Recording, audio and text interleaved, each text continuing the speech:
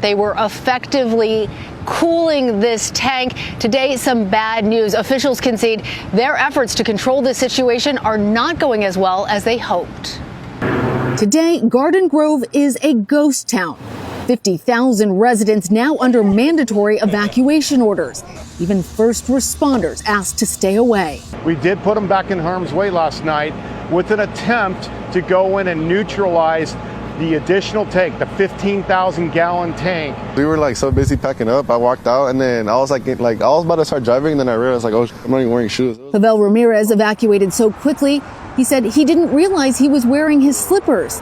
We met him outside of an emergency shelter. I never thought I'd have to do something like this, but I hope it can all be over soon. His home is just half a mile from the GKN aerospace facility, where a tank holding the chemical methyl methacrylate, also known as MMA, threatens to explode. If the reaction gets going, it causes something that we call a runaway reaction, where it's uncontrollable. If it does explode, the blast radius could be a mile wide.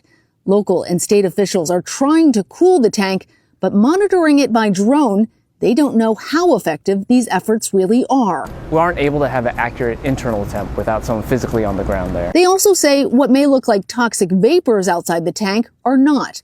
There is no venting taking place. There's no venting happening at all? There's no venting happening at this time. For residents like Ramirez, there's no telling how long they will be displaced, or worse. I don't know, I'm kind of worried we might not have somewhere to come back home to.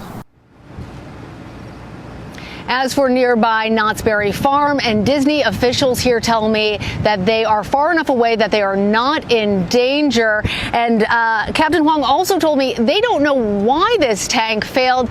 They say that is going to be part of an investigation after they get the situation under control, Jerika. And Lana, for that Ramirez family, any idea how much longer they can stay away from their home? What are they anticipating?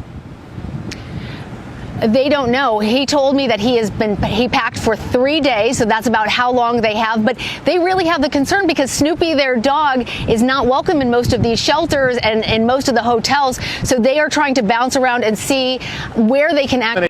So when the members went in there, they were able to go see the gauge that's being covered by water. You can't see it from a distance. You can't see it from a drone. They were able to go in there and see the gauge and actually see what the internal temperature is of this tank that's having issues.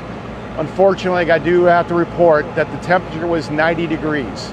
Right to our major breaking news that we have been following now for days. The latest details in the Garden Grove hazmat emergency.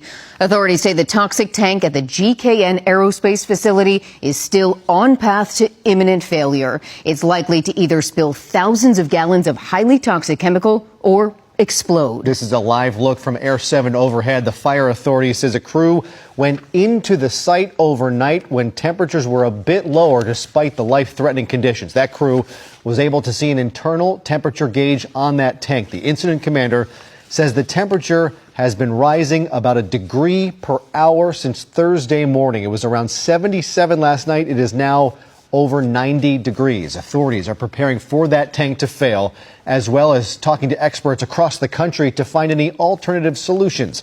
Governor Newsom now declaring a state of emergency in Orange County, making additional state resources and shelter sites available. And just within the last few minutes, we have learned that now 50,000 people are in the evacuation zone. That has expanded. That includes the west side of Garden Grove and the entire city of Stanton. Now in crisis. There's no way to neutralize the overheated toxic chemical that's inside. Authorities saying that tank will indeed fail, but they don't know whether it will spill or explode. They say this event is extremely significant and unprecedented.